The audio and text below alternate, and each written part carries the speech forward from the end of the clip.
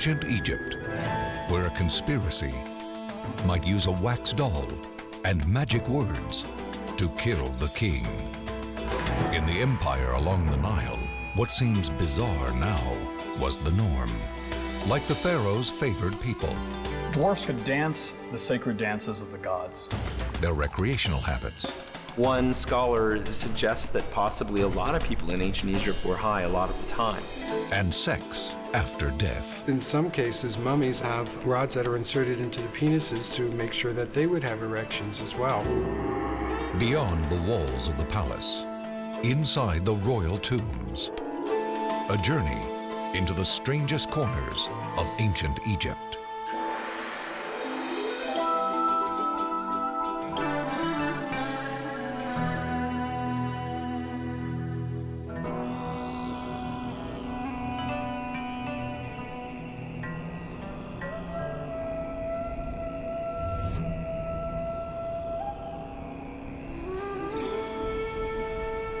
For thousands of years, the monuments of Egyptian civilization have dazzled mankind.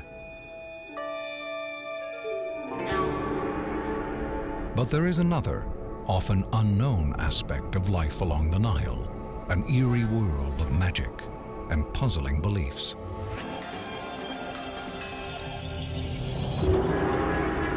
To understand this ancient culture, we travel back 5,000 years and examine the strange ways that Egyptians lived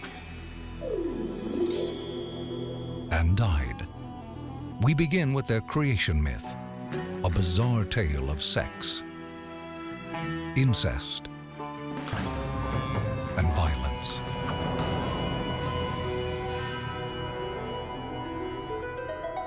The Egyptians imagined that a god actually masturbated the world into existence. And out of semen came male and female gods, who then reproduced through regular sexual reproduction and created a successive generation of male and female gods. In the pantheon of Egyptian deities, brother marries sister. These incestuous gods bring family feuds to violent new heights. Osiris was invited to a party by his brother Seth, and as a party favor, Seth offered a coffin. Only at an Egyptian festival would a coffin be an appropriate party favor. Driven by jealousy, Seth locks Osiris inside the coffin and throws it into the Nile. After a frantic search, Isis, Osiris's wife, finds his body. But Seth attacks again. He slices his brother into pieces and scatters body parts across the countryside. She was able to find all of the pieces except for his phallus, which had been eaten by a fish. Isis binds her husband's body together, turning Osiris into the first mummy. For thousands of years, Egyptians will imitate this story, carefully wrapping the corpses of their loved ones. Isis, however, finds another way to ensure the immortality of Osiris. By her own magical powers, she recreated a new penis and then was able to impregnate herself through her divine husband and bear his son and heir, the god Horus. Ancient Egyptians believed their magnificent civilization was formed by this mixture of incest, masturbation, and castration. It would be thousands of years before the rest of the world got a peek at how strange it could get in an Egyptian bedroom.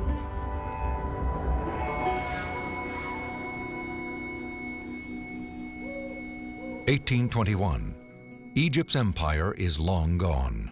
European armies occupy her land.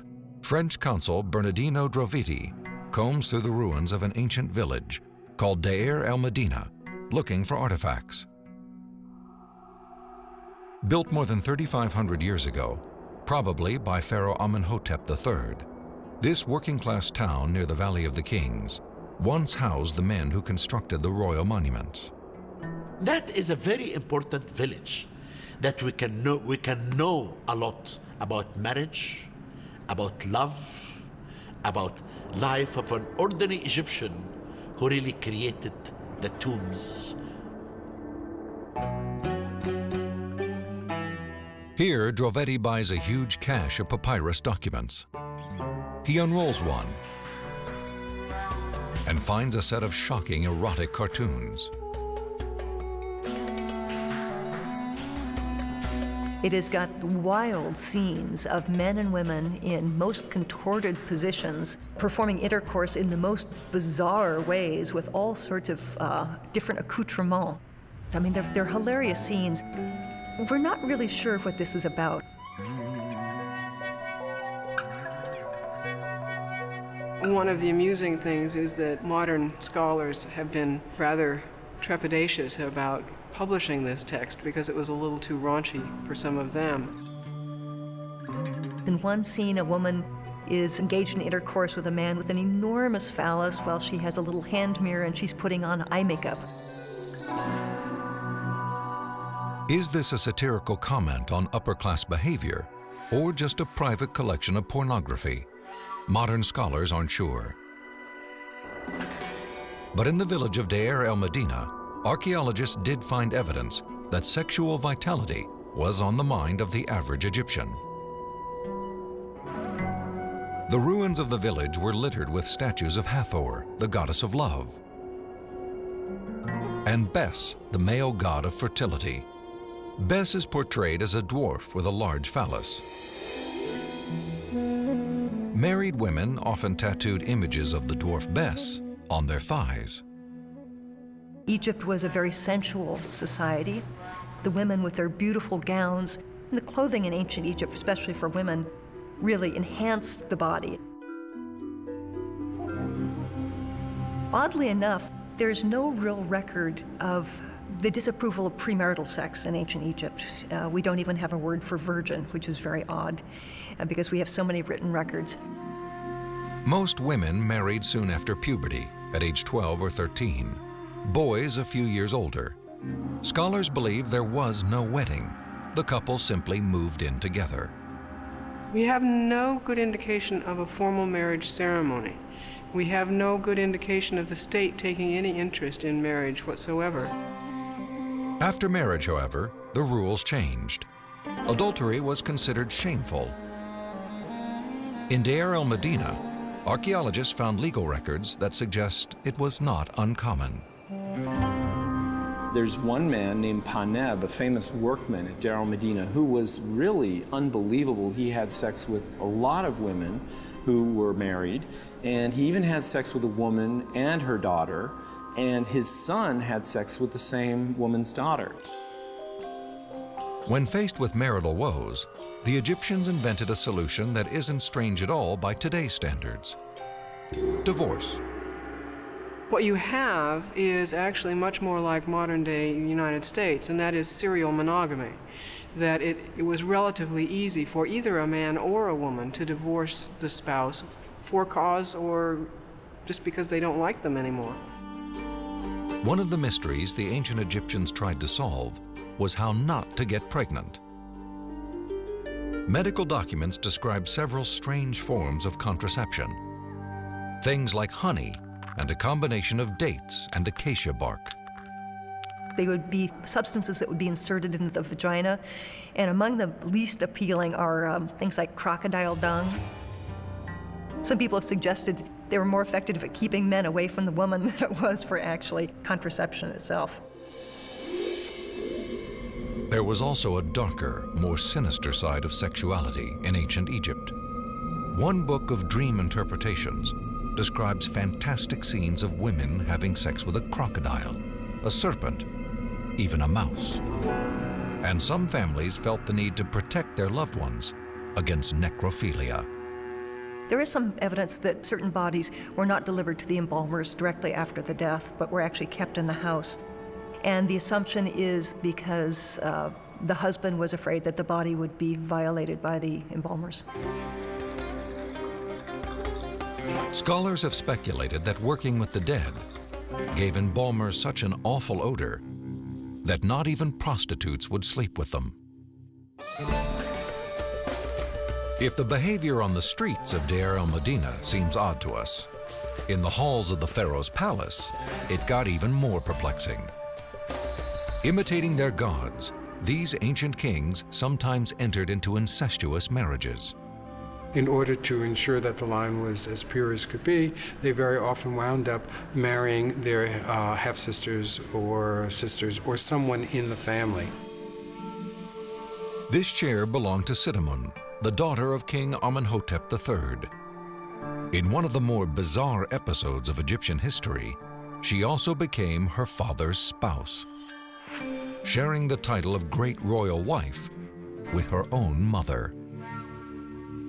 Wives played important roles in serving goddesses as priestesses, so it's not at all clear that they were bedmates. Pharaohs maintained large harems of secondary wives and concubines, sometimes hundreds of women. This allowed them to put their own stamp on the imperial gene pool. Ramses II, for instance, fathered 55 daughters and 45 sons. This may explain why the first part of his royal title was Powerful Bull. Sex was important enough to the Egyptians that they didn't want it to be interrupted by death. They saved their strangest sexual ideas for the afterlife. Early religious texts assume that a man will be able to revive fully and will be able to have sex again in the afterlife. In some cases, mummies actually have rods that are inserted into the penises to make sure that they would have erections as well. After King Tut's mummy was discovered in 1922, archaeologists examined and photographed his penis. It had been positioned as if fully erect. One expert commented that the king had been flattered by the embalmer's work. However, when researchers X-rayed the mummy in 1968, the organ appeared to be missing. It was feared that a member of the expedition had stolen it. The speculation ended in 2005 when Dr. Zahi Hawass conducted a CT scan. Tut's penis was right where it should have been, and not on some antiquarian's bookshelf.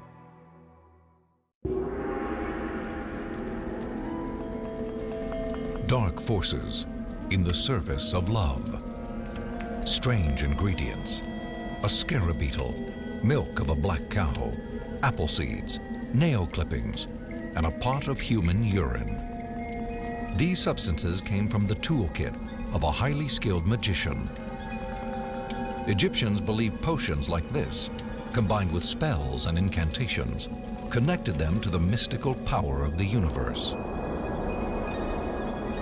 They were very interested in controlling their own environment, as we are. But they couldn't control it through scientific ways. They wound up controlling it through magical ways. A papyrus from the 2nd or 3rd century tells of these magical ways, of a sorcerer who used these substances in hopes of making a woman fall in love with him. The notion of magic is fundamental to the Egyptian understanding of their gods and the universe. If you can make use of this force which underlies the universe, then you too can make use of words or images and have a practical effect.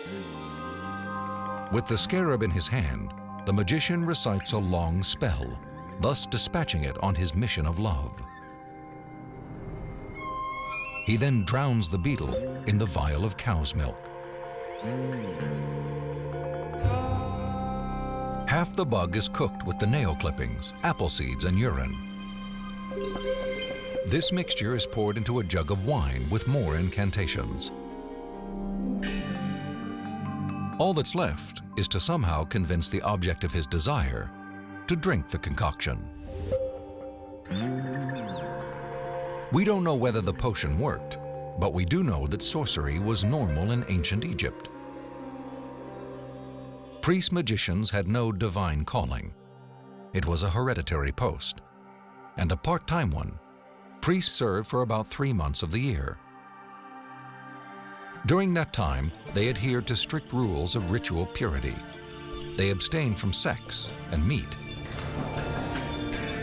To get himself in the mood for spell casting, a conjurer might chew the flowers of a blue lotus, a plant known for its psychedelic effects.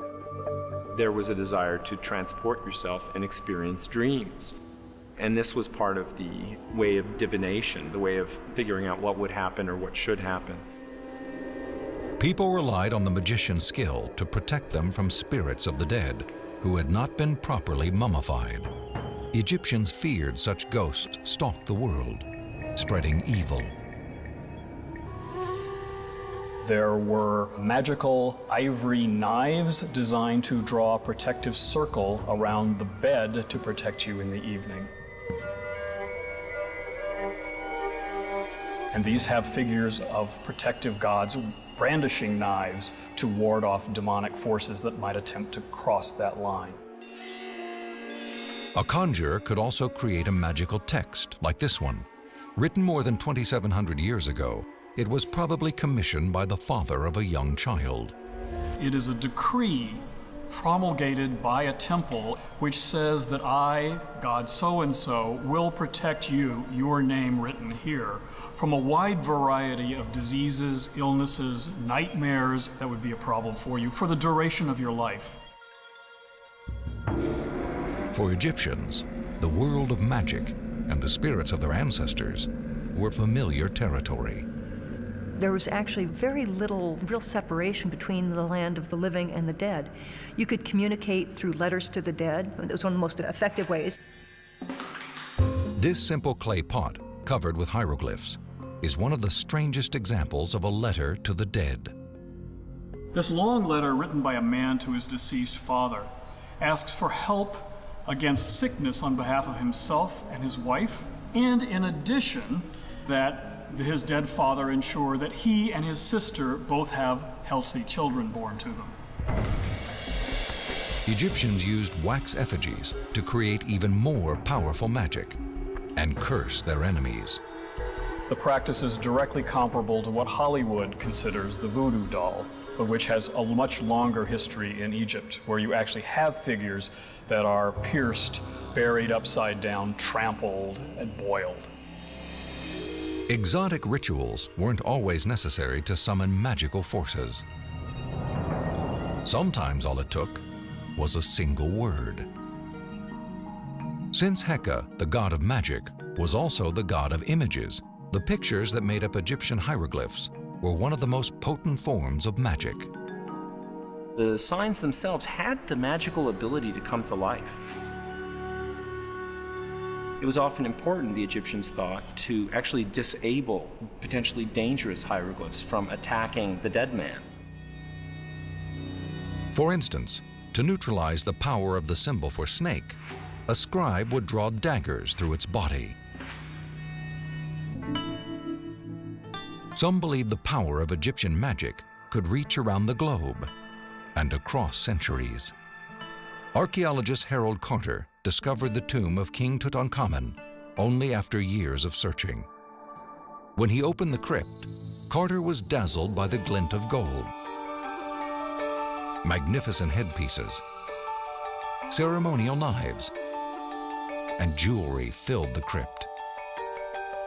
This exquisite miniature sarcophagus, he learned, once held Tut's liver. It also contained something much stranger: violent curses.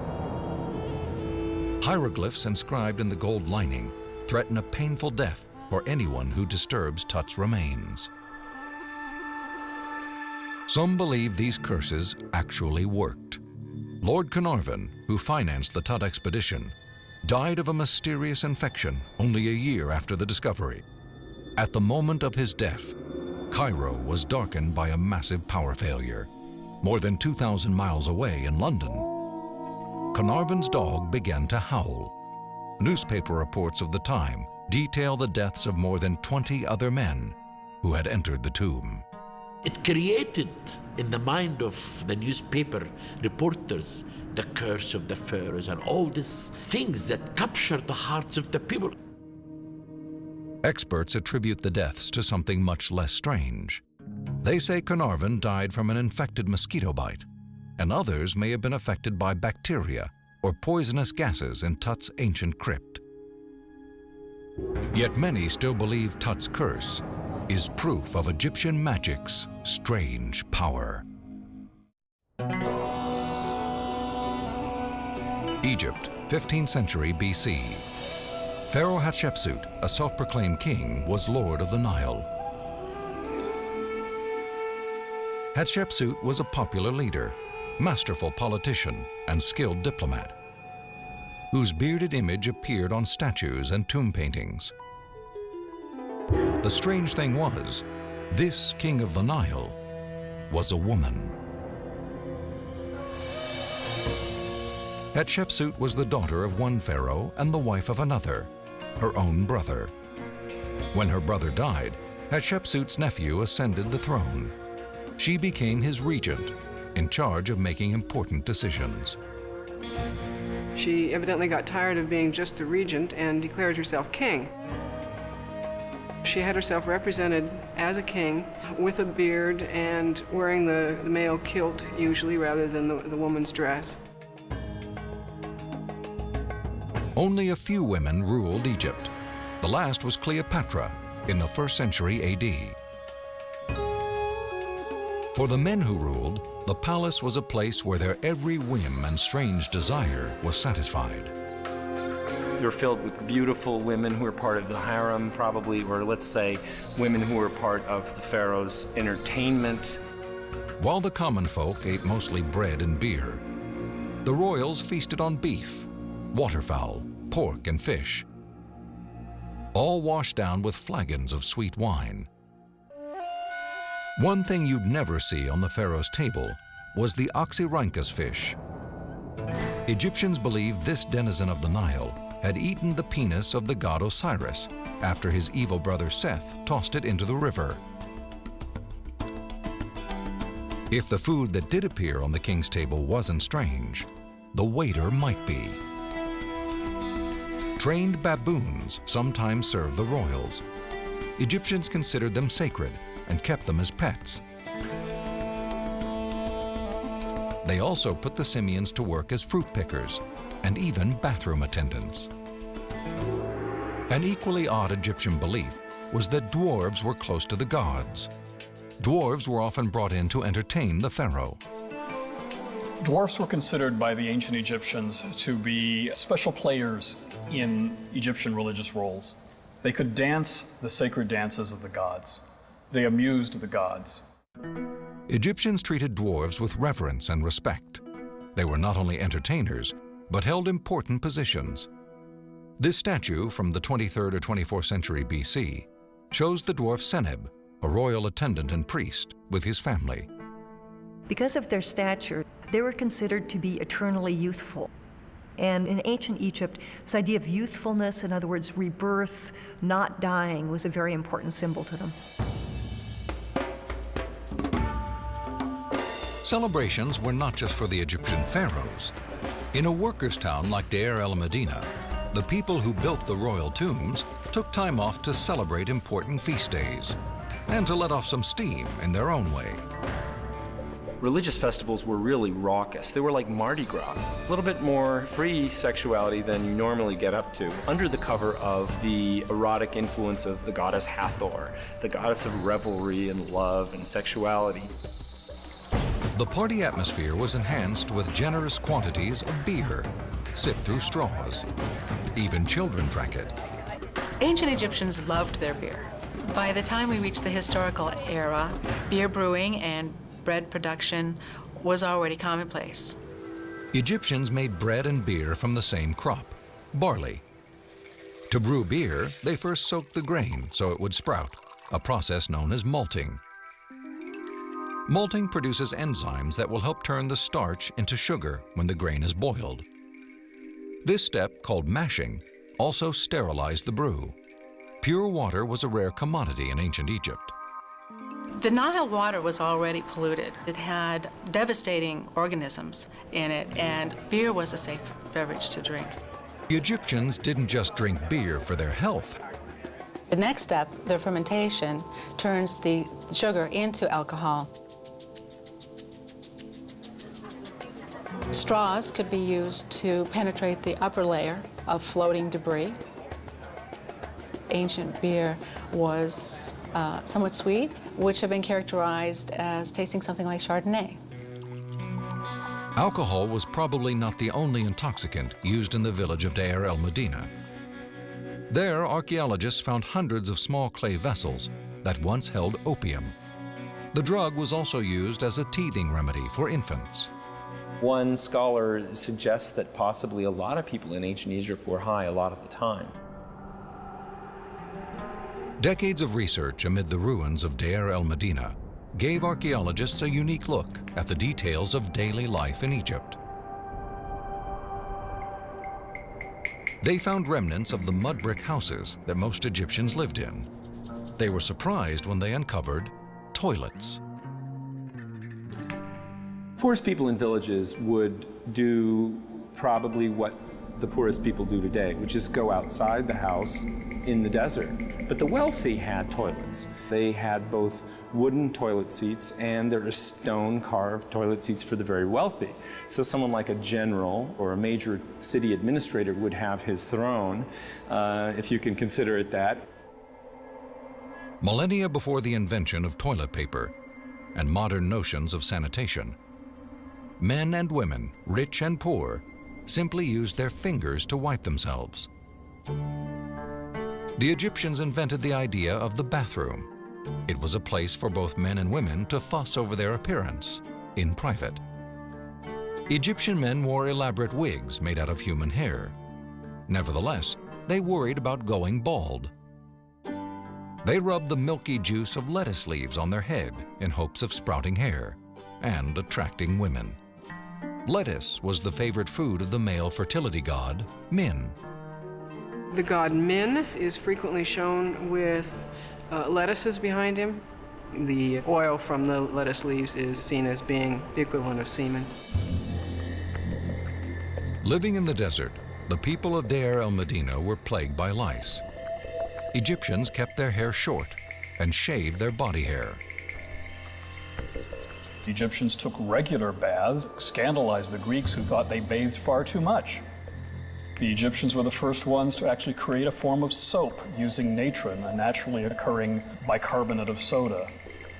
And they used this to clean their mouth, to clean their body, so that when they went into special sacred spaces, they would be ritually pure. Egyptian medicine was equally strange. For cataracts, the doctor would likely prescribe mashed brain of tortoise. For a burning rectum, try a compress made from onion meal, honey, water, and the tail of a dead mouse.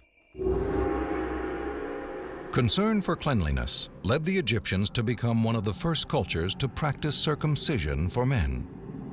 Starting more than 4,000 years ago, priests performed circumcisions with crude flint knives. They did it as a rite of passage into adulthood. By today's standards, it seems a little gruesome that young men were circumcised when they were in their early teens rather than as infants. In the 23rd century BC, a man named Uha commissioned this stone tablet as a monument to the greatest moment in his life, his circumcision. He says, after the usual platitudes of Egyptian thought, I gave bread to the hungry, was helpful to the widow and the orphan, I gave a boat to the person who had none, that I was circumcised together with 120 men, and not one of us cried out, not one of us scratched. Archaeologists have found many strange memorials in Egypt, but this one may be the strangest.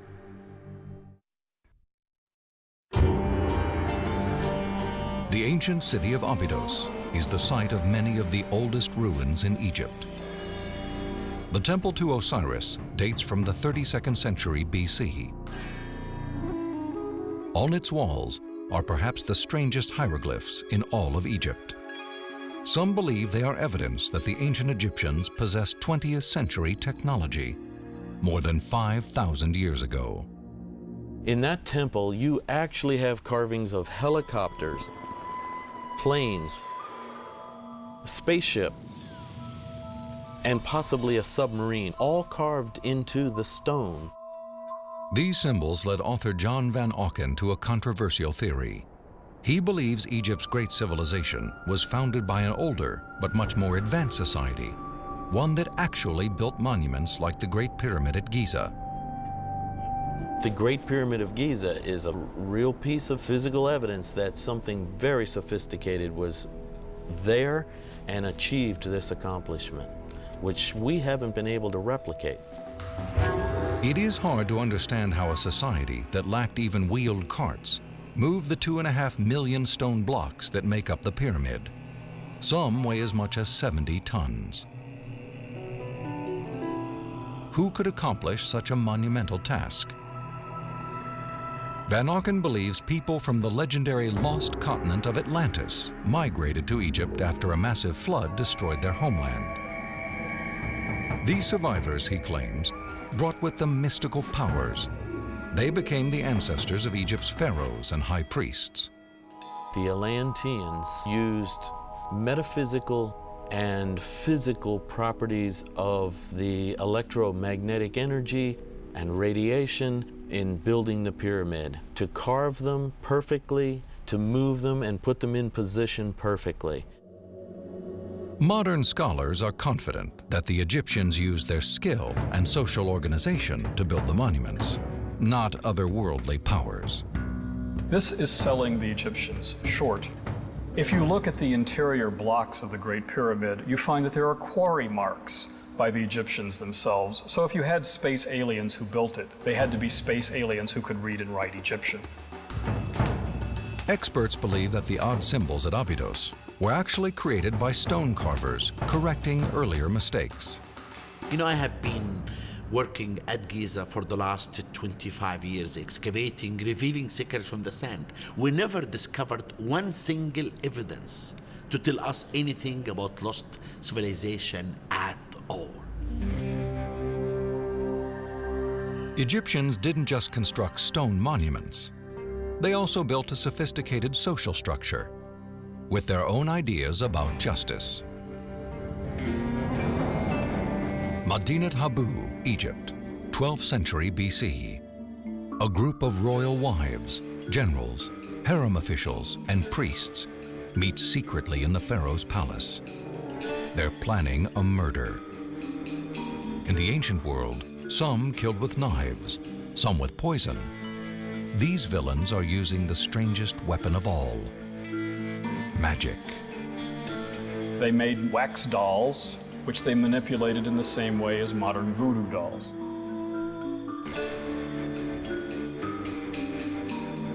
But what is clear is that magic was completely legal because the texts were taken from the royal library. What was illegal was the name of who is going to be attacked. That name was Ramses III. He eventually uncovered what court records call the harem conspiracy. One of his own wives had hatched the plot. She hoped to kill the pharaoh and put her son on the throne. That's something we would have no idea about if there hadn't been discovered a text that describes legal proceedings against a series of men who were in cahoots with the queen. We have the punishments that were meted out to them, which were invariably death. Members of the royal family who participated were allowed to commit suicide.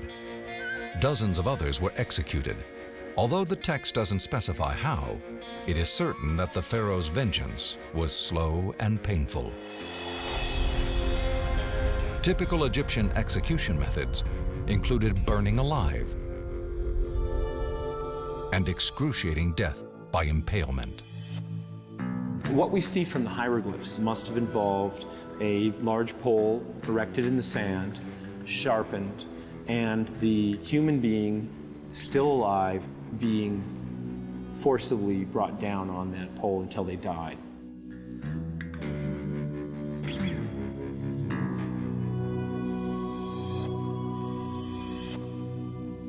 The harem conspiracy demonstrates one aspect of Egyptian justice. The pharaoh was the law. The Egyptian judicial system was kind of odd because we have almost no law codes, almost no written law codes. Law came from Pharaoh himself. The principle of justice was represented by Ma'at, a goddess with a tall ostrich feather in her headdress. It was called the Feather of Truth. Ma'at is an extremely important goddess because it represents a concept of decorum.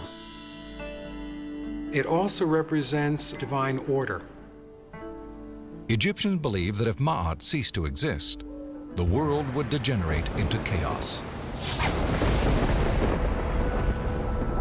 In a town like Deir el-Medina, village elders would use the concept of Ma'at to settle disputes. The Egyptians were incredibly litigious. They were constantly suing each other. We even have examples of people who are alive suing people who are dead.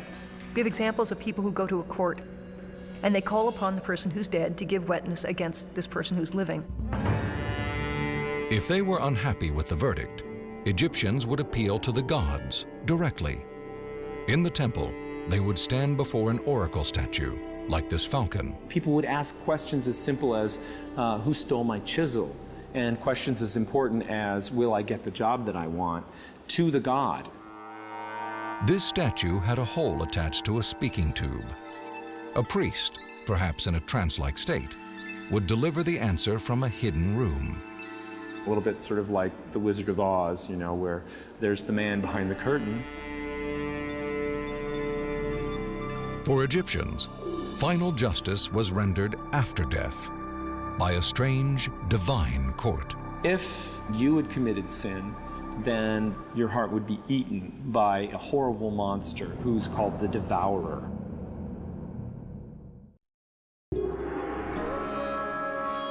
Perhaps the most bizarre thing of all about the ancient Egyptians is that they believed their strange habits would continue forever, even after death. Immortality was at the heart of Egyptian civilization. Over thousands of years, they developed elaborate rituals to prepare bodies. This way, the dead were ready for the perilous journey to the next world and judgment by the gods. The journey to the afterlife really was seen as a physical journey in ancient Egypt.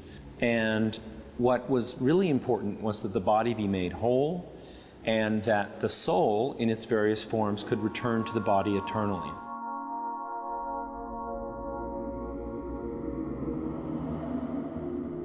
Mummification, the most famous of Egypt's strange practices, was an elaborate process. First, attendants carefully washed the corpse. Using an iron hook, they crushed the brain, pulled the pieces through the nasal passage, and discarded them. Then the embalmers removed the internal organs and preserved them in ceremonial jars, except for the heart, which stayed in the body. For the ancient Egyptians, like medieval Europeans, the heart was the center of the emotions, which is why we send hearts at Valentine's Day and not brains. Sometimes Egypt's burial practices took a toll on the living. Early in its history, the pharaoh's servants and even high officials were ritually killed, perhaps with poison, and placed in the royal tomb. This was to ensure the king would be cared for in the afterlife. As Egyptian civilization advanced, this grisly ritual was abandoned.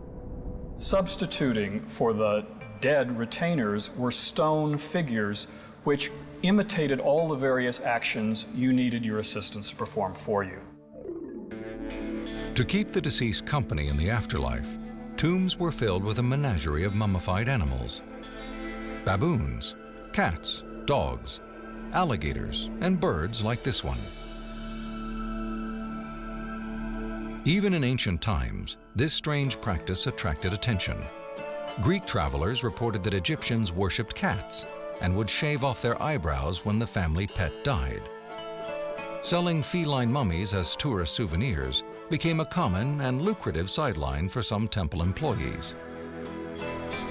Although they revered cats just like so many other animals as sort of avatars or manifestations of gods, they killed hundreds and thousands of cats because they would raise cats in temples kill them, mummify them, and sell them to pilgrims. This was big business in ancient Egypt. Archaeologists found even stranger things inside crypts, including a working toilet.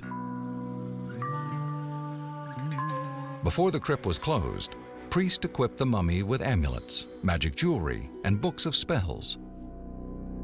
Preparation for the strange and perilous journey to the land of the dead. His spirit must then travel through the underworld, avoiding a series of dangers and pitfalls designed by demons and otherworldly creatures to prevent him from reaching the god Osiris. First, the spirit traveled to the Hall of Two Truths, where a panel of 42 gods, with names like Strider, Eater of Shadows, and Breaker of Bones, challenged his virtue. The deceased must proclaim the sins he didn't commit. Some were quite bizarre. I didn't eat excrement. I didn't drink urine. I didn't fornicate with anyone other than my wife. I didn't have sex with a man. I didn't have sex with an animal. They also include every single sexual activity you might think of, and if this were true and you never could do any of these things, there would have been no Egyptians left to utter these spells. But what if you had committed one of these transgressions? Or just forgotten the right answer? The Egyptians were ready for that. The correct responses were packed with the mummy in a book that was perhaps the strangest thing ever written in the Egyptian language, the Book of the Dead. They were written down in papyrus, and these were mass-produced. They were actually left with blanks for your name. You know, fill in name of dead person here. So you were kind of like absolved of all sins through the purchase of this very special document. If the Book of the Dead performed as promised, and the 42 assessor gods were satisfied, the spirit was ready for the final ritual. He presented himself to Osiris, the god of the dead. Osiris placed his heart on a scale. On one side was the heart, and on the other side was the feather, which represented the goddess Ma'at. So everything had to balance.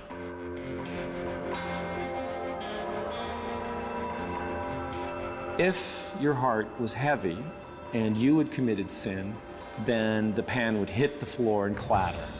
And with that, your heart would be eaten by a horrible monster who's called the Devourer. If it was as light as the feather and you had lived a good life, you would be pronounced to be true of voice or justified, which meant that your life had been worthwhile. Finally, the spirit entered the next world, known as the Field of Reeds. Attendants unwrapped the mummy and prepared the person for the wonders of eternity. They open his mouth, then he can eat in the afterlife. They open his nose, then he can smell. And they open his eyes, then he can see. In the Field of Reeds, the Field of Paradise, grain grows to colossal heights. Food is abundant. It was never anything but a sunny, beautiful day where you had all the abundance, the coolness of the breezes of the north, and where you lived for eternity in happiness with your wife and family. With these death rituals, the ancient Egyptians hoped to recreate their strange earthly civilization here, in the Field of Reeds.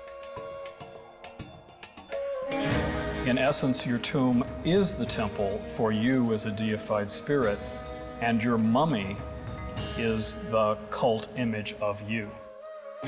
That's why it has to be protected, that's why it has to be fed, that's why it's essentially treated just like a god. After the funeral, it is a god. Incestuous kings, magic spells, letters to the dead. Ancient Egypt's way of life and death seemed strange and distant. Yet even with their fascination with baboons, dwarves, and mummies, Egyptians created a culture whose soaring monuments are still with us today. Almost 2,000 years after the last pharaoh, the magnificence of Egyptian civilization, and the strangeness still dazzle us.